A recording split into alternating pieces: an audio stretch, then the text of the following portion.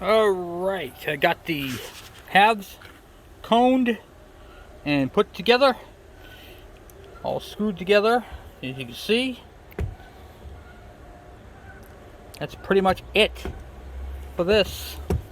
Now I have to put the rotary valve assembly on, put the gear back on it, get that all set, the ignition, the cylinder and top end, and then that's it. So we're going to be doing this on other future videos, but this is going to go on to the engine stand so we can start this thing up and let it run. So this is half of a Kawasaki KE100. This is pretty super cool. See how it turns? Rotary valve, guys, rotary valve, pretty neat. Anyway, guys, I will talk to you guys later. I'm off for now, and I will I'll see you on the next one. Hey YouTube, how you guys doing today? Kevin here, coming at you with another video. So in the last video you guys saw this engine all cut to pieces, and we have glued the sides back together. So now we want to show you guys some cool stuff. Alright, so this is the rotary valve right here. Show you. It is just a thin piece of steel, and it rides on this cog right here, and it has a step in it. That step right there, so you can see, I'll put it on my hand so you can see. See how it's got all the teeth, and then it's missing a tooth? That's for identification, so you put it in the right correct spot. Okay, so it's going to go, kind of had to do this looking through a camera, but I can do it. There we go. Alright, so now the way it works is, let me get started up on the start of the, okay. So now the piston starts to move up, right here. The rotary valve opens. Now notice how I'm turning it to the left, okay? The valve opens, opens. The piston starts to come back down. Now the valve needs to close. Here is why that needs to close. It's because now, when it blocks off the intake, so here's where your carburetor will be bolted right here, all right? This is blocking any pressure. So when the piston comes down, it puts pressure. Remember I told you it puts pressure on the outside? What it's doing is it blocks off the intake so the fuel and air mix can't come out, and then it pushes against it and pushes up the transfer ports and on top of the piston. And that's how that all works, and it stays in compression to right there. And then the piston starts to move up and creates the suction. Okay, so modifying these valves is simple. You can open these up a little bit more, so you can see how the piston's at bottom, top dead center. When it starts to move up, it starts to create the suction. So it starts to build the suction first, right there, and it starts to crest. So you can literally open up this valve a little bit right here and get more intake. And boom. See how that works? Now I'm turning to the left, okay? Now, I built this engine, but I don't want to turn to the left. I want the engine to turn to the right. Can that happen? Let's take a look. Alright, so the piston starts off at the bottom, starts to suck up, but the intake valve is closed. Shoot, that's not going to work. And now the intake valve is opened when it's all the way at the top of the cylinder. This is not going to work. Or is it? Here's what you do. You take your valve off, rotate it 180 degrees, stick it back in there, and now let's try turning it to the right. So right now it'll be compressed. It'll be, well, let's get to the top of the stroke right here. Piston's starting to move up, the intake is sucking in, piston's moving up, closes off the valve as it's coming down, pushing up against it. Now we just changed the direction that the engine would run in. So now when I spin this engine up, I have to spin it to the right instead of the left. Alright, so this can become a right-hand engine. Now, what are most engines? Well, let's go take a peek. Okay, so this right here is a snowblower engine. The cord comes off the top, and when I pull it, it turns to the right. So now, this is a right-hand engine. Let's have another look at another engine. Okay, so this engine right here, you can see how the pull rope comes on this side. This would be a left-hand engine. So chainsaw is a left hand. The what do you call it? Weed whacker is a left hand. But the snowblower and lawnmower are right-hand engines. So we're going to make that engine a right-hand engine. I think that'd be super cool. I think that would be super cool to make this a right-hand engine. So let's go over this one more time. So right now the piston's starting to travel up. Intake valve is open. Then it closes. That's a right-hand engine right now, guys. Alright. Well, that is pretty super awesome. So then the rotary valve can go on to this one right here, and that will be awesome. I love doing these, guys. I love doing this. I love showing you guys this cool stuff. So when you guys put a rotary valve on backwards, understand you're changing the way it spins. So if you spun your engine over the opposite direction, it would actually start, but your bike would go in reverse. You don't want to do that. So I'm making this small engine right here for an application that I'm going to show you guys later on. That's going to be cool. I said snowblower, a mini bike, all kinds of stuff. There's all kinds of things that this motor right here can go on to. And I'm going to show you guys why this right here on another video needs to be a left-hand engine to run a motorcycle or a dirt bike. So how does it spin to the left, but the... Well, I'll show you now. The engine spins to the left, okay, and it turns the clutch housing. So when this turns to the left, they have to mesh, and that's how it does it. And it goes through all the gears, and then comes out the final drive in the proper direction. So it's because the way they mesh. You have two of them; they have to mesh together like with the cogs. And then when you figure in the sets of gears in between there, it might start off left, but it ends up going in the proper direction. It actually turns to the left. So the crank turns to the left. Let's see how that works. The crank turns to the left, which makes the gear turn to the right, which makes the other gear turn to the left, which drives the bike. So in order for this to drive a bike, it has to turn to the left. We are changing it to the right because of the way we're going to mount it on the bike, depending upon which side you put your sprockets on. Okay, so we want the engine to go to the right because this side over here is what's going to be driving the bike, whereas this side is what drives your KE. So we're not going to put a drive on this side. Instead of this right here turning a clutch basket on this side, that ain't happening no more. It's going to be on this side, so we need to have it on over there. So, and when you see some of the modifications that I'm going to be making, you'll be like, ah, I see. So, anyway, well, guys, I'm going to end it right here. I'm going to clean up some parts and possibly put that stuff on there. I got a few things I have to do real quick before I can go any further with this. So, anyway, guys, I'm off for right now, and I'll talk to you in a bit. Alright. So, now that we made this thing a right-hand engine, so, together.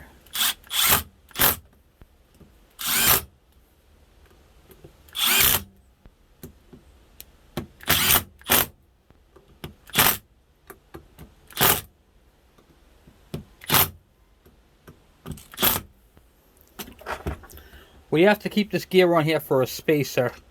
It does more than just, what do you call it there? It's more than just a gear. It's actually also a, well, holds that seal in place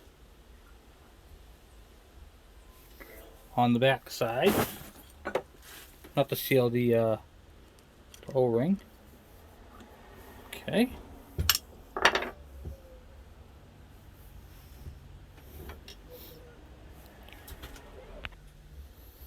Alright, sorry guys, I didn't realize I wasn't recording. My fault, I do apologize. Okay, so let me go back over everything I did because I don't even know where it stopped recording. Alright, so I bolted down the plate. I RTV siliconed the hole until it came out the little tube for the oil injection because we're not using that on this. I bolted this right here down, and you can see the gear that's on there. We have to leave the gear on there for a spacer, or else it could walk back and forth. So we're stuck with that gear. But that's okay, I can live with that. That's where the carburetor is going to mount right there. And now we're on to this side over here, where I put on the KD80 magneto plate. Okay? So, what do you call it there? So that's all set. Then we got to put the flywheel on and get that on there. Okay. Alright, so let's get the flywheel put on. I got to wipe it all down because it's all covered in aluminum. And then once I get that all wiped down, I get all that on there.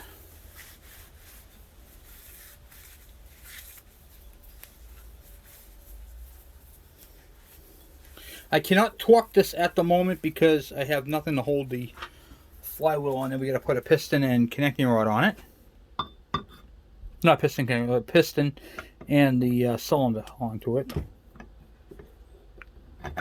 Oh, it's giving me a hard. I don't know why it's giving me a hard time. Okay. All right. Yeah. Oh, I see why the points are. It's because of the points. Yep. Okay. Come on, get on there.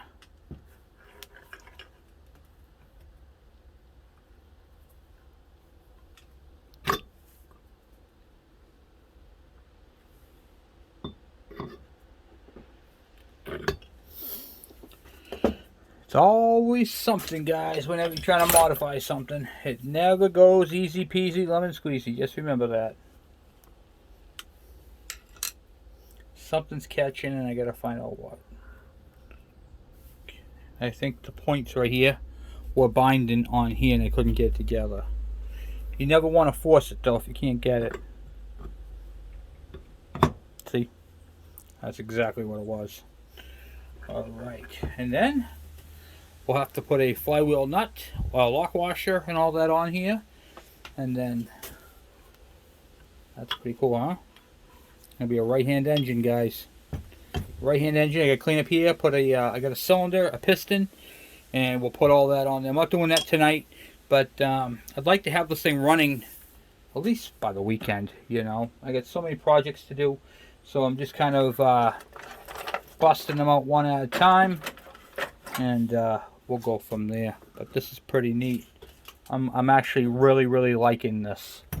It's not bad. Okay, so we got the nut on there. And don't forget there's going to be a right-hand engine, so this is going to be spinning to the right, not the left. So you'll see on here it's got the arrow, which is used to point this way. Now it's going to be pointing this way. Alright, cool beans. And that's pretty much it for that. At the moment, I got to clean up the surface. Slap a piston and cylinder onto it. And then go from there. So it's going to be a lot of fun, guys. I can't wait to bolt this to the stand and hear it run. So, anyway, guys, I'm going to end it here. Sorry this video has kind of been all over the place. I had a lot of people yelling at me in the background. Kevin. I'm homeschooling my son. He's doing his little thing there at the school. So, it's just been a little tedious for me. A little hard. But, yeah, this is going to be cool. I can't wait to do this. Now, what we're going to do is we're going to end up pulling this flywheel back off because we're going to be mounting a pulley right here. So we're going to be taking off 4 of these. There's going to be carriage bolts on the back of it going through it, and then they're going to be holding on a pulley. So that's how that's going to be. Or I might just take a steel pulley, put it on there, and weld it. I don't know. I don't really want to weld to the magnets. I'd rather just grind out these rivets, drive them out, and put... Hey YouTube, how you guys doing tonight? Kevin here, coming at you with another video. So this is a KE100. You guys saw, I lost a lot of the footage. You guys saw the one where I showed you the 2 halves. Basically, I just siliconed them, screwed them together, threw the cylinder, piston, and head on, like I've been doing on all the other videos, which you guys just saw on Aaron's bike. So it's really just repetitive. I put a KD80 plate in there. So basically, it looks like this one. This is an extra plate I have. Instead of having the 2 charge coils, it just has the coil for the primary coil for the ignition, the condenser, and the points, and 1 wire. So you can see that right back here, 1 wire, and that's just going to go up to the coil. So let me tell you where I'm at with it. So we cut off the whole back of the engine. We get that all cut off, and you're probably asking yourself, Kevin, why did you do that? Why? Why would you cut the back of an engine off? Alright, so I'm going to give you guys a little history on this engine. This particular engine. This engine actually is the original engine, or was, the original engine for the Kawasaki KE100, the 1987. This engine has literally been beat to crap. Okay? Transmission, everything included, junk. So, instead of taking the engine and throwing it in the scrap and just robbing the cylinder or the piston and the top end off of it, the carburation and the ignition system, I decided I was going to do something super cool. So I'm going to take this engine right here that I made. It's going to have a carburetor. It's going to have an air filter assembly on it. It's going to have everything it needs to run right. In fact, if it runs good enough, we're going to actually have this, I'm going to have someone machine these teeth off this so it's just a spacer. Okay? This engine's actually going to go on something. Now, I was toying with the fact of putting this on a snowblower because this is technically an 11 horsepower engine. I was going to put this on a 2-stroke snowblower, but that's not, that's not impressive. So I was going to mount it onto a plate and use I'm going to put a pulley on this side right here. It's going to be a few of these coming out. I was going to put a pulley on here and then put it onto a little stand with a car alternator and make a 12-volt power supply for jump starting cars. But I'm not going to use it all that often, maybe once a year if I need to. All my vehicles, I always test the batteries, so they always have good batteries. And really, I don't remember the last time I needed to jump start anything. So that kind of ruled that out. So then I was thinking about taking a generator head and a 120-volt generator, which I have, and bolting that on here, put the pulley and kind of run them like that. But realistically, this is a dirt bike engine. This is a 100cc engine that I want to do something cool and special with that you don't get to see every day. So I got to thinking. I said, self, what can we do with this bike? This is a bona fide motorcycle engine. And just because it has no transmission left, okay, it is lightweight and it is super cool. So I'm building that expansion chamber that you guys have seen, my brother and I, after we finish off the 87. We're going to, after we get that all done, we have to bring it up to my brother's house and finish off the welding. And I'm like, I'll use that expansion chamber on this. So what are we going to do with this? I'll tell you what I'm going to do with this. You ever see those pedal bikes with the 2-stroke engine on them? They're like 50cc or 80cc's, and they're only like a horsepower and a half.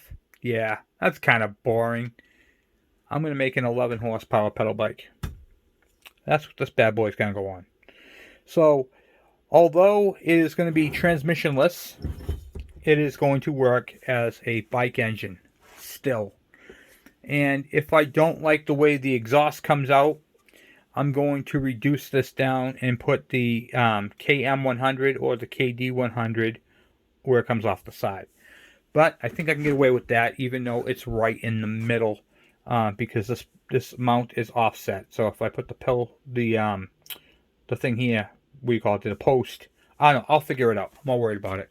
So if that's the least of my worries, I'll take it. So we're going to mount this onto an engine. I got asked a lot of questions. Kevin, how are you going to start that? Well, that's a great question because I'll be using an electric start, a drill, onto it right here. And with a socket, and it'll spin the engine over. Which will literally be a Milwaukee M12 half-inch drive, keyless bit. This is the Cat's Meow of drills. It's brushless. And it's a fuel. It's actually low on power. But and then this right here will fit into here, and then I can turn it over that way. And then the motor will start.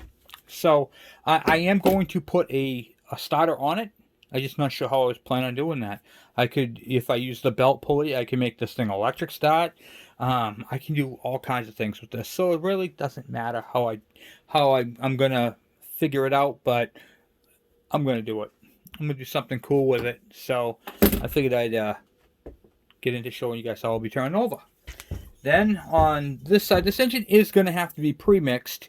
So there's a problem, okay? My problem is I had to block off the automatic oiler. Here's the problem. That rotary valve is going to wear out because it needs to have that stream of oil to lubricate that rotary valve. So I am working on a separate oiling system for this, which is kind of crazy when you see how I'm going to do it, but that'll be coming up because it's going to have to be pre-mixed, but you're not supposed to pre-mix a rotary valve engine. It does need that cushion. See, what happens is when oil gets injected into the what do you call it there, into the intake, it creates a film. So let me show you something. Here is that little brass tube right there. See right there how it shoots it? That's an orifice.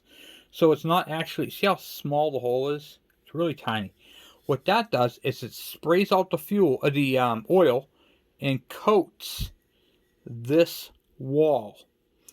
As it coats it, when the valve is open, it gets on both sides of the rotary valve. So basically, I want you guys to think of it like, you ever see those engine oil commercials and they show the engine components spinning inside and they explain to you how the oil makes a cushion between the bearing and the journals and the metal moving parts? Okay, keep that in mind. That's exactly what this does. It makes a oil cushion.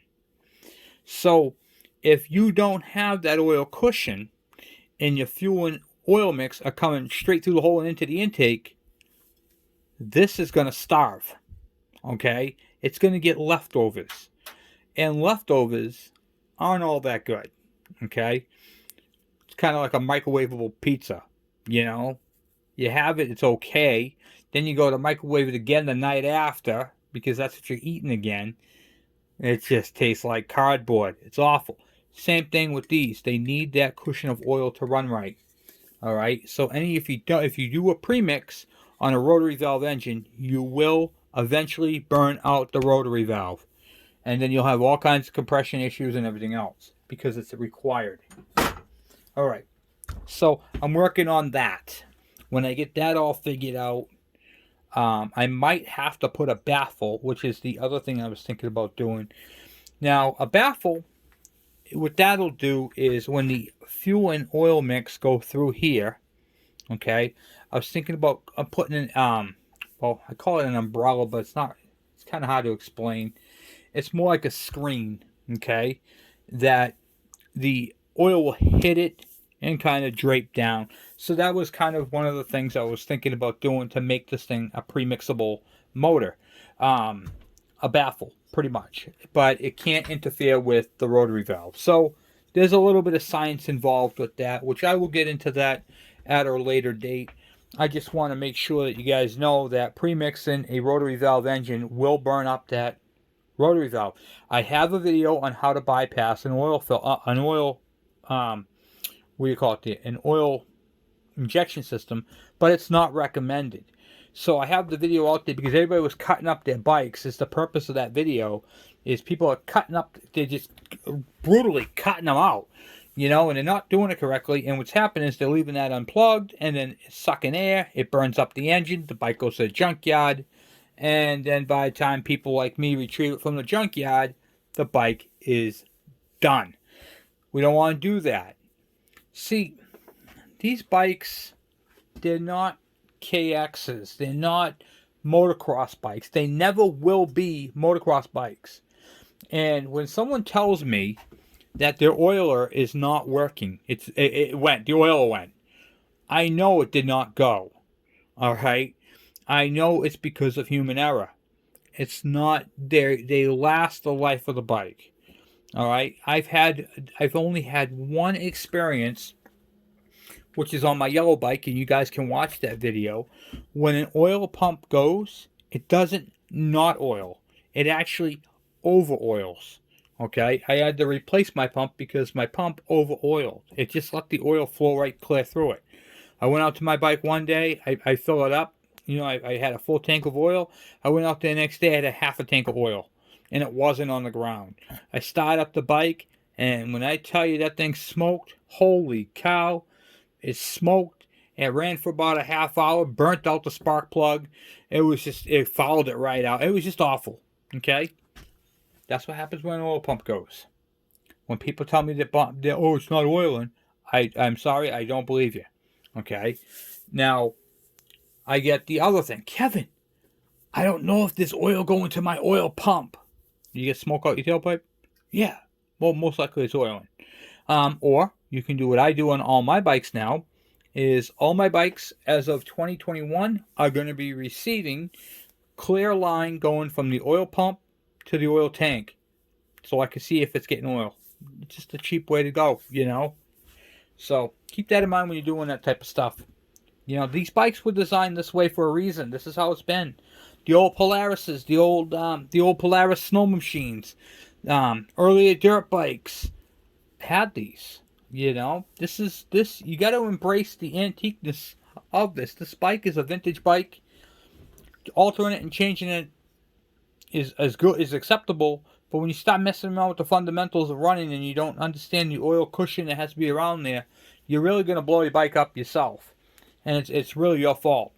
So keep that in mind when you're doing these things. They're not designed for that. This engine is not designed to be cut in half. Okay? I'm doing this as an experiment, as a project that I want to do. Not something because it needed to be done. You know what I mean? So keep that in mind. This is going to be a running pedal bike engine. Am I expecting it to last 100,000 miles? No. No, I'm not. Is it going to be neat? Yes, it is. Is it going to be fast? I hope so. You know, this is a learning channel, and this is what we do, and I teach, and I'm telling you guys what you can and cannot do. I also want to talk to you guys about the progress of the transmission. All right.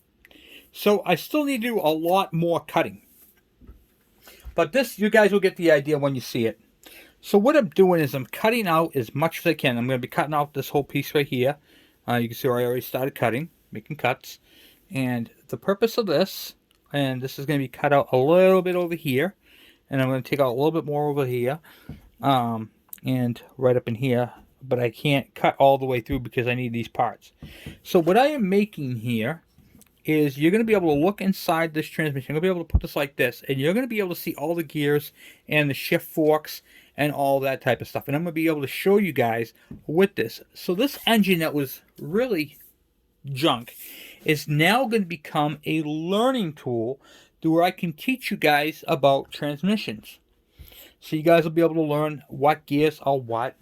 We're going to get into the ratios and any modifications, because you're not subject to keep the transmission ratios. We're going to actually use some other bikes and see if we can use some other gears and change gear ratios and make them faster, slower.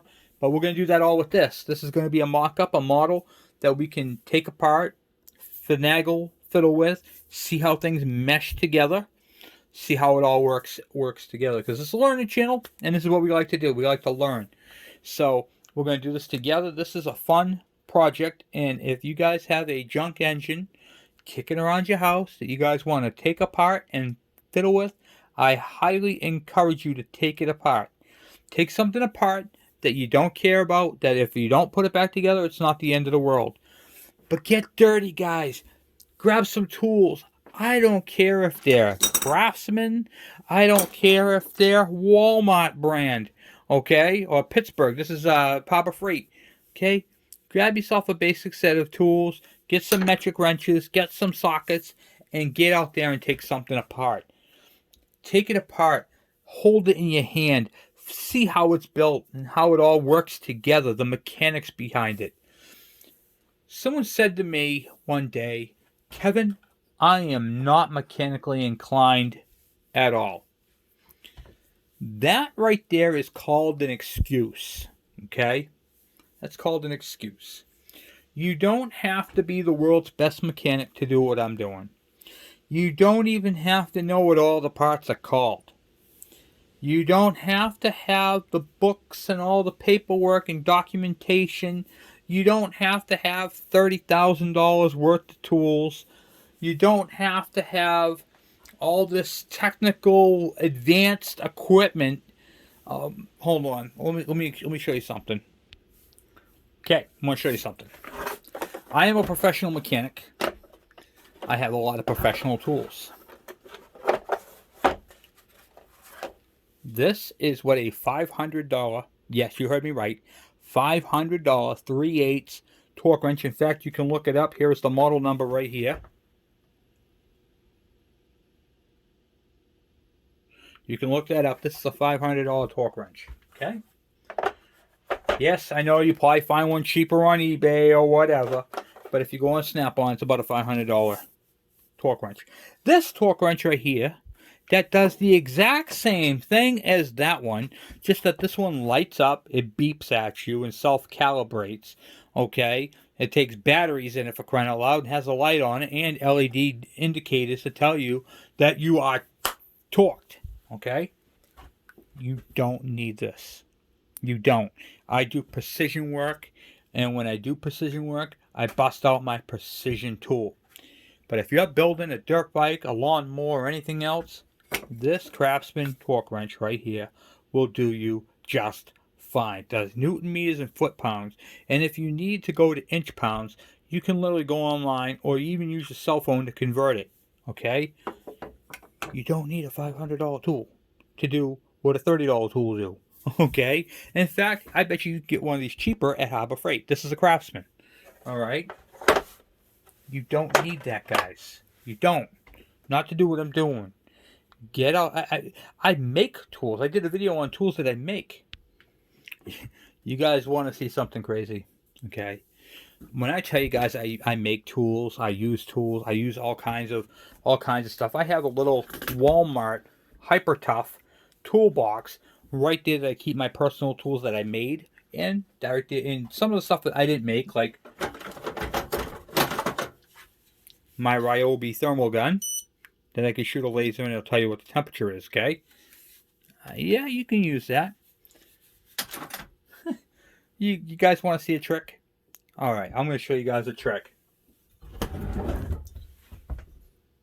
Average running engine temperature is on an air-cooled engine is about 230, 240. I've even seen them go up as 260, okay? They can get hot. You're going to love this, guys. See this thermometer? Oh, you've seen one of these before. Yeah, this is on a grill. This can sit right here like that. I'll put a little bit of pressure so that this right here, the probe, is on the fins. And now I can check my engine temperature. And I can use this when I'm jetting a carburetor. You don't need one of these. Okay?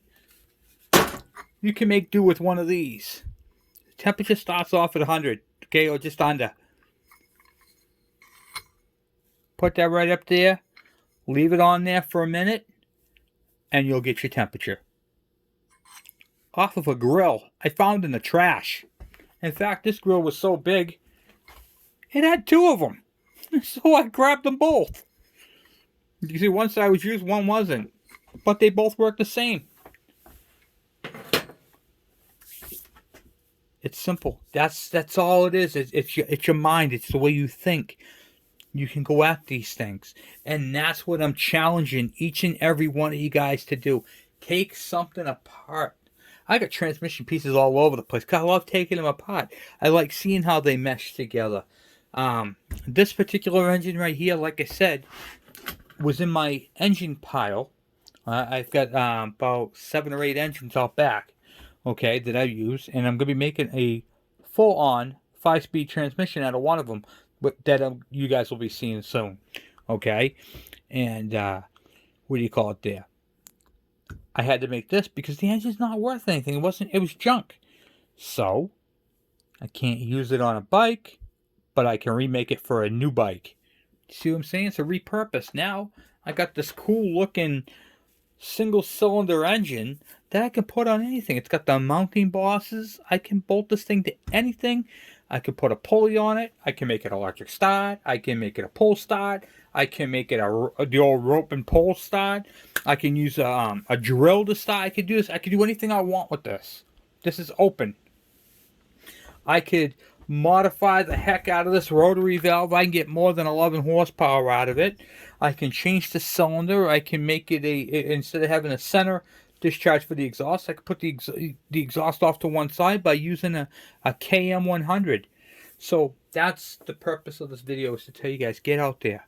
I get a lot of people asking me, Kevin, oh, I need this part, I need that part. And I keep telling people, hey, you know, that's cool, but I don't sell parts. This is a learning channel. I need my parts. So I can't really sell you guys parts. So I apologize. Some things I don't mind letting go of, but I can't, because I need these things. Where do I get parts? And I've addressed this on many things. I'm still getting emails about parts. Kevin, where do we get parts? Where do you get parts? Where do you get parts? I get parts from a plethora of places. GTZ garages, eBay, Partzilla, Amazon, junkyards. Okay? Not often junkyards, because we don't have any motorcycle junkyards where I'm at. But if we did, I would be in big trouble. Okay? Because I would be buying bikes crazy. I buy these bikes. I go on Craigslist. I'll pay $300 for a bike. That's junk. I'll take it home. I'll do a first look on it, and then I'll pull off everything I want off of it, kind of inventory it, put it where it goes, and that sort of thing. I keep all my screws. I keep all my stuff, because I build these bikes. This is what I do. See, like you can see over here. Okay, this is one of my screw bins, and these are all just side cover screws that I've pulled off. You know, I pull off bikes. I match up the sizes. You know, and that's where they go. They sit right in these bins. And then I still have totes and totes and totes of bins to go through, but I use them. I use them daily. I can't sell them. I need them. You know, same thing with Kickstarters. Kickstarters, those things. You know, people. The problem is with a Kickstarter is people don't check their bikes. They don't go around, do the walk around and check the bolts. They come loose. They kick them anyway. Strips them out. I need a Kickstarter. Kevin, do you have a Kickstarter? No. Well, I saw some in your video. I can't sell you those because I need them for other bikes. If I have a Kickstarter, I have an engine to go with it. Same thing with my shifters and stuff like that. I got some bent shifters, but nobody wants the bent ones. So I keep them and I straighten them. I use them. I can't sell things that I need. And that's not the purpose of this channel. This channel is a learning channel, and I'm here to teach you guys and to share my knowledge with you guys so you guys can build your bikes. But part of the adventure, whenever you buy an old bike, whether it be a KV100, a KV75, an MT1, a KE, a KM, or any of these bikes, part of the adventure is hunting down parts. And it's not an easy task. And I understand the frustration. Trust me. Especially where, you know, some things that I'm in the process of working on. One of the biggest things is everybody wants the CDI ignition, because I saw it on my video. Those bikes, all those ignition systems came from bikes that I had bought. I had bought junk, wrecked bikes and yanked the CDIs off of them and put them onto new builds. Okay? That's what I did. So my KD has it, my KD80, my KM100, my KE100, which is a 92 actually. Those all have been converted over to CDI. And I am actually in the process of designing a CDI kit to work on these bikes. So you'll have to be patient for those right there to come out, but they are going to be coming out. I am actually working on a few ideas for a few reproduction parts to get these bikes up and going again. But just because you're having a hard time finding parts, don't give up on the bike. Trust me, when you find the parts, it's going to be worth it. You will get so much enjoyment. Okay? Just, you know, remember, these bikes were designed a certain way. Okay? I get people telling me, oh, I need an ignition coil. I doubt it. Turns out they need a points of condenser. I'm telling you guys this because this is my experience with these bikes in 30 years. Okay? These are a simple bike. They don't make these bikes any more simpler than they are. Although they are simple, and I'm sitting there going, these are simple bikes, and you guys at home are going, are you kidding me? I had all this hard time trying to find this part and blah, blah, blah, this problem, and I don't know what it is. That is why, that is why when we hit 4,500 subscribers, I will be doing live chat to actually help you guys out with your problems and work on these bikes together. Many of you guys follow me on Facebook. Many of you guys follow me. I talk with you guys. I had a young man, Nick, who watches my videos and had some questions for me and asked me. Aaron's bike, he came up from New Jersey, brought his bike up. I got people sending me motors all the time, and we'll be doing a whole videos on those. I have a plethora of bikes I have to do. It's only me, so you have to understand some stuff comes back a little slowly. I tell people I need time because I have so much stuff going on. I'm trying to, this is my job. This is what I do day to day, is I do videos for you guys and put these things together. And then it's not really editing. I'm trying to make the videos better. And I found a way to take my clips and put them together. Not so much editing because I don't cut anything out. So what you guys see, if I mess up and I say something like booger, you're going to see it. You know what I mean? Just keep that in mind, you know. So I'm a mechanic at heart. This is what I've been doing for my entire career. So please be patient with me because I am, like, I got one guy that says, "Oh, it's nice to see you doing a carburetor in the dark." I'm doing the best I can. I'm not a producer. In fact, I'm not good at this at all. Okay, I am, however, good at teaching, and that's why I'm doing this channel. So there's a lot of information on this one right here, but I just wanted to talk to you guys a little bit more about this and what is going on with this and the parts and pieces and just kind of hanging out with you guys. So, and feel free to ask me questions. I love it when you guys ask me questions because they're real questions. Okay? Not what color code is black. It's just black. Just paint the thing black. You know? It's a semi-gloss. Boom. Paint it black. You know? But no, seriously, I love hanging out with you guys, and I really enjoy doing this. I can't believe how much this has grown. And I want to take a moment and say thank you to all my new subscribers. And if you guys like what we do on this channel, please hit that subscribe button. Because it's very important to grow this channel. We are a community of bikers. And we don't need tattoos. We don't need the most powerful bikes on the planet.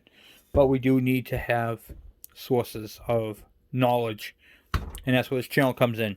So anyway, guys, thank you for watching. Thank you for subscribing. And I'm going to end it there. I'm out.